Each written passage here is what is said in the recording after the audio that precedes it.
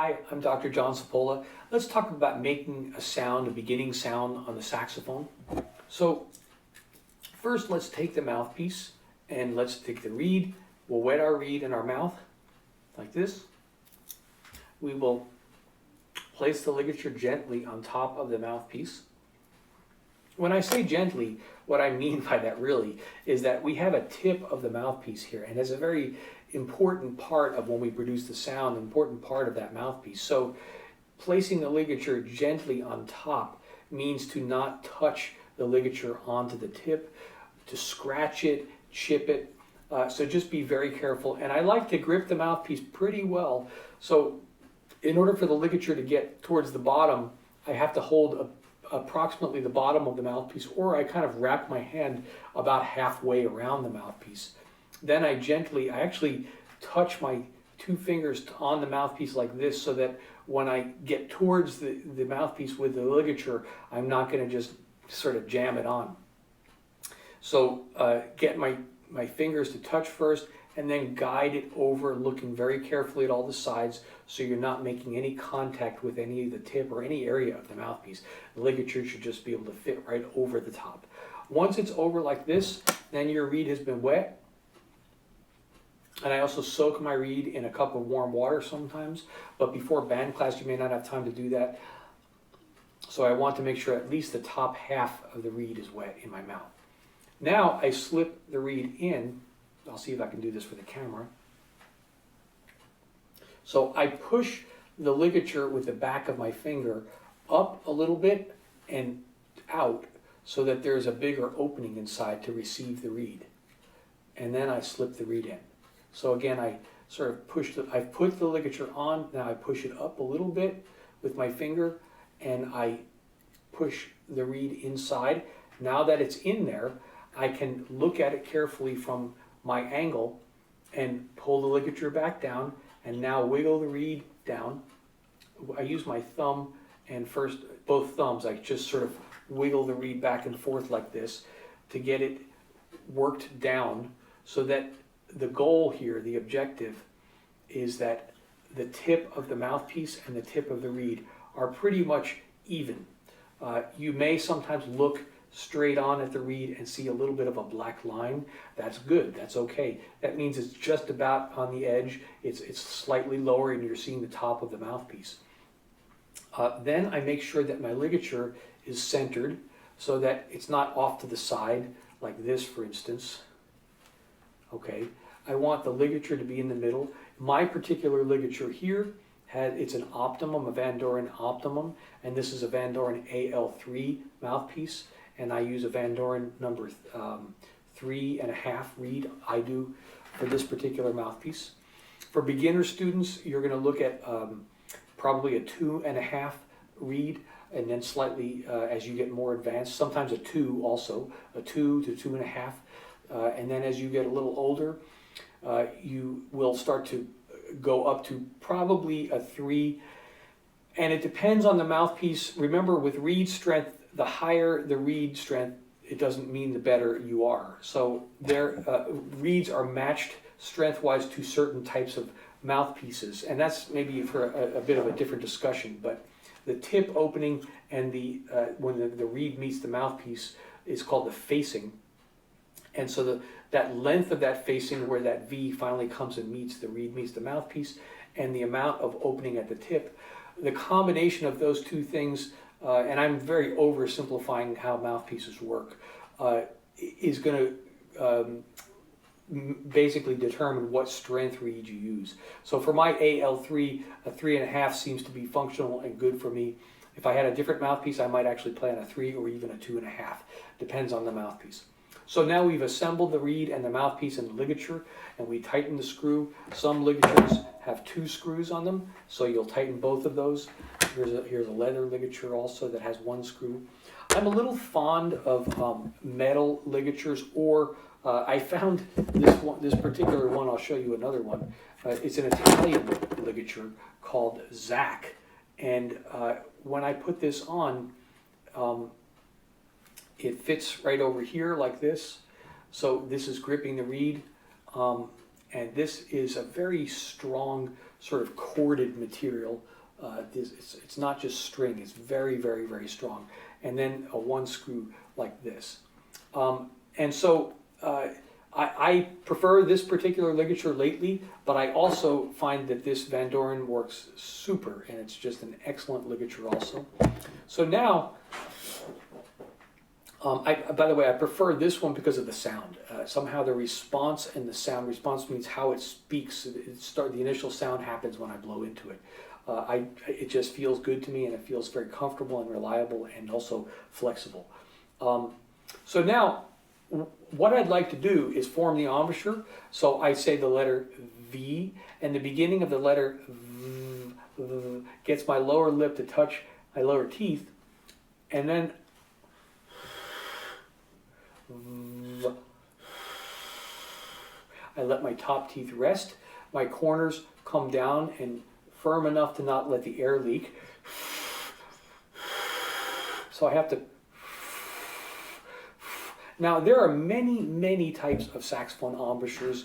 If you look at pictures and videos of different players, jazz players, concert classical players, have many types of formations, and a lot of that variation of embouchure on the saxophone, I think way more so than the clarinet, is due to probably a number of factors. One, physiological differences in how we're constructed, how our lips are constructed, our teeth, how our teeth fit, how our position of our jaw is. All of this these physical components have an effect on how we're going to, form our embouchure. Secondly, our equipment, our mouthpieces, our reeds. If we're the style of the music, I guess I can say secondly in both categories that the equipment often on the saxophone goes with the style. So if you're a more advanced player and you're playing different styles of music, you may have to play on different types of reeds and different mouthpieces, and there could be some subtle differences in embouchure formation. Let's just go from the beginning stages. So you're saying the letter V, you're closing the corners around, you're trying to get your chin not to bunch up like this, but to be just nice and relaxed and sort of firm enough that it's flat. So if I were to close my mouth in a normal position and want to have this little normal curve in my chin like this, okay?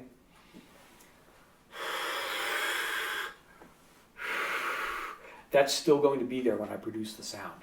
So if we take our mouthpiece and just blow the air,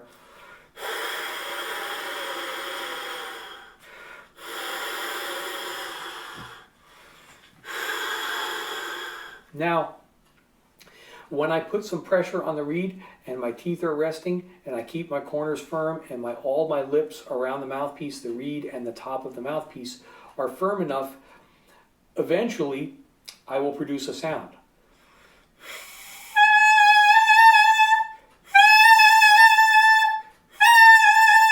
So now, let's go ahead and see, once we can produce the sound by just simply blowing the air,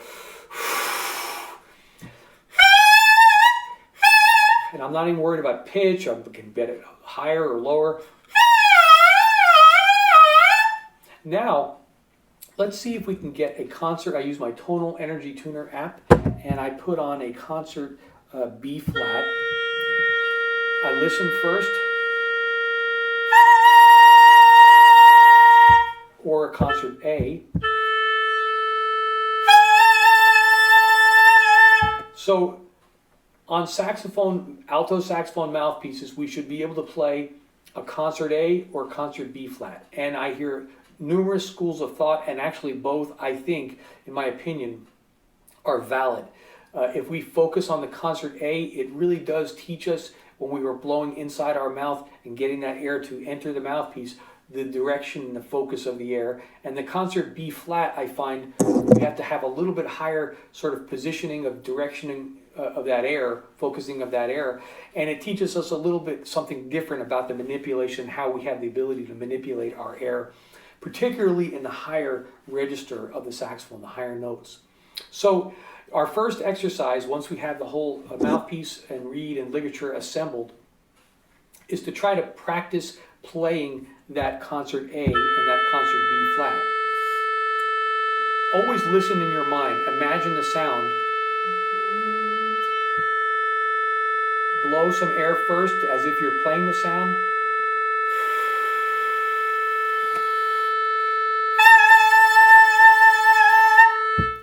have to say one thing for us. Where do you put your lip? On the bottom. Well, the reed and the mouthpiece meet. And the point at which it meets, which if we take a small piece of paper and we put that paper in between the reed and the mouthpiece, like that, that's about where it meets. So if I put my thumb there or my first finger and I can feel where it is, now I put it in my mouth and take my finger away and replace that location of where my thumb or my finger was there. Some people like to put a line on the mouthpiece, and that's good too, like a pencil line on the reed rather than on the mouthpiece.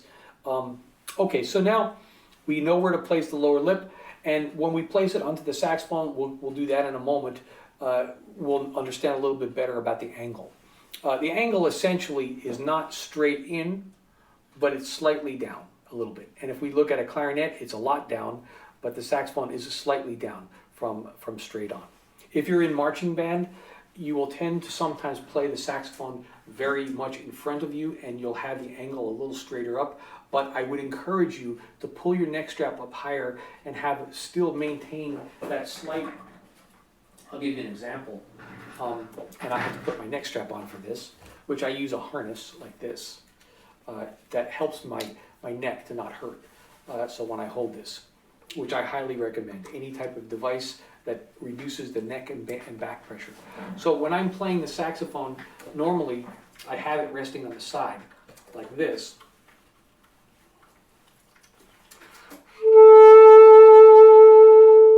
But for marching band, often we have to have the position like this, so in front of us. So what I recommend is to have not a straight on like this, but a slight angle. So that means you need to adjust your neck strap up so that the reed falls down onto the mouth. So if I do that and I say the letter V like this, I let it fall because I pulled my neck strap up high enough that there's a slight angle, not too high.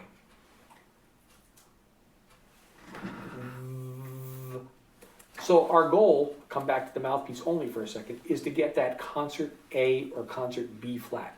If you don't have the tonal energy tuner, it's a fantastic app. It enables you to sustain a sound. We should do a whole video on how to use this app because it's just fantastic. Hold the sound out and then try to match the pitch with your mouthpiece. Now let's put the mouthpiece on the neck. And remember, if you watch the other video about assembling the instrument, I grab the neck here and I twist gently. I try not to do too much as in pressuring this neck and giving too much stress on the metal. Okay, so now I want to pull my neck strap up high enough, like I said earlier, that the mouthpiece just falls in. And I'll make sure I'm in the right location on the cork.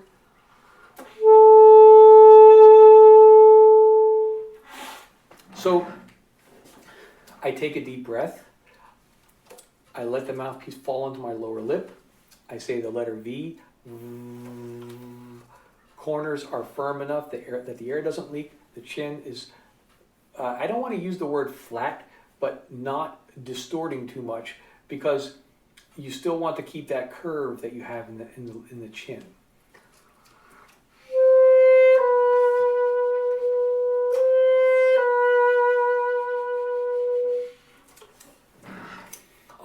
Now, let's talk a little bit about sound and development of your sound. So now you understand that you can produce the sound. So now, how do you practice your sound? And there are a couple ways to do this, or actually more than a couple of ways to do this. So let's start out with something called a long tone. We're going to play one note, and we're going to start from only air. We're going to crescendo to a full volume, and then we're going to gradually decrescendo. And I like to count from 0 up to 6, and then 6, 5, 4, 3, 2, 1. And if I put a metronome on, and I'll put the metronome on, say, 60,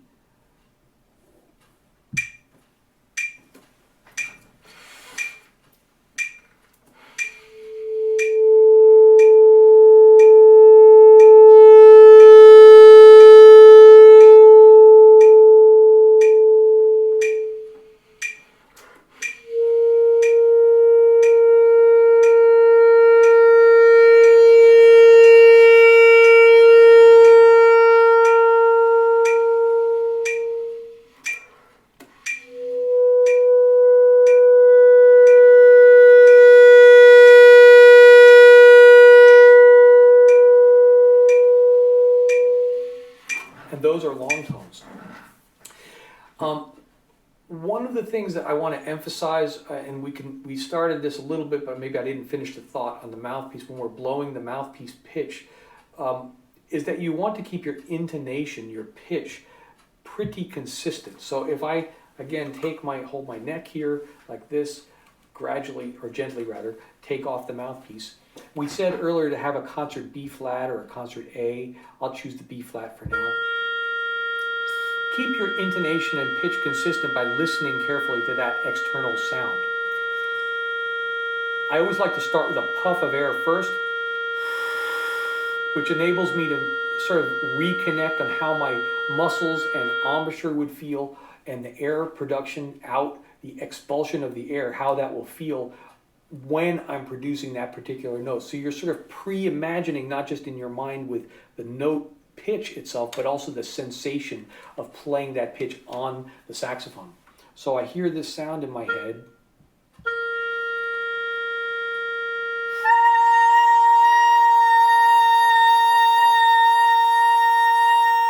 Now, since we have just the mouthpiece and reed only, there's no resistance. When I blow into this, it's free. The saxophone provides a level of resistance which enables us to keep the sound mostly steady. Here, nothing. So if I play and tighten up a little bit or loosen up,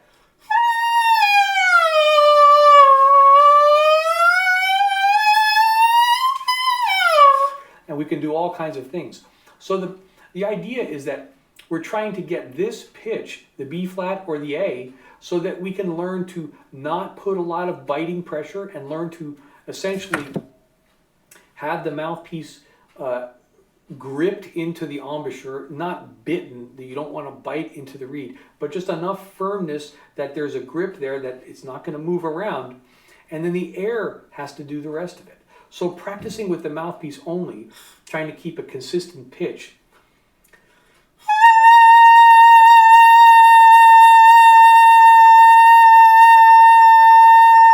is a good practice for our air and our ears and just overall tone development. And then after you do a few, I call these mouthpiece buzzes, then move over to trying it on your saxophone, doing those crescendo, decrescendo, long tones. On the crescendo, decrescendo, long tones, do them on every note of the saxophone. So you may not have to do it every day on every note, but pick, say, a couple of high notes, a couple of low notes, or middle notes, and a couple of low notes. Use your tuner. Always connect the sound with your ear so you're able to match things and play it in tune. Playing in tune is primarily having to do with connecting the ear with what the embouchure muscles and the air are all doing together simultaneously. So a lot of things going on, a lot of conscious and subconscious thoughts going on there. You can play little tunes.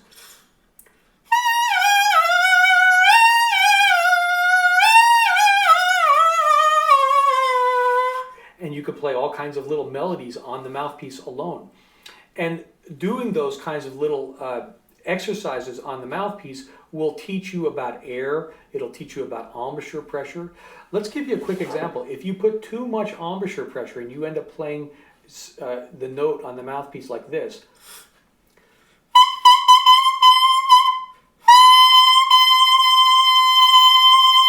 at first I was biting so hard, which I don't want to do, that I was not even having the note speak. So what note is that? It's a C, concert C. We want down to a B flat or even an A. Here's an A. So if I was all the way up here,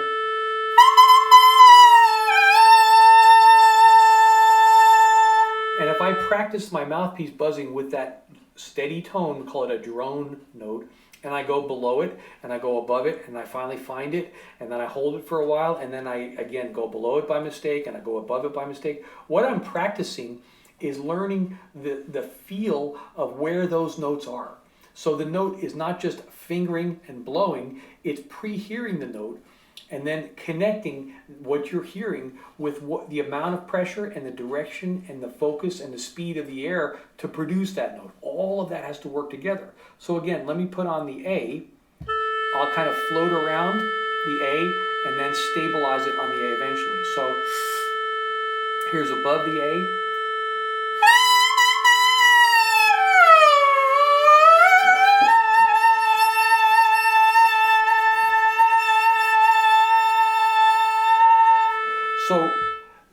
is a way to practice sound, and I don't want to make you do this all day long, but a couple of these, try to strive for the A, strive for the B flat, put the mouthpiece on, do some crescendos, decrescendos, and then I think you'll have a good, well-developed sound. The one thing we did not talk about today is overtones, and I think that might be a topic for a separate video. It's also a tone development exercise, but there's the ability to play low notes on the saxophone, low note fingerings, and play notes above that, but we can leave that for a different video. Thank you very much, and I hope you all have a great day, and let me know if you have any questions. Thank you.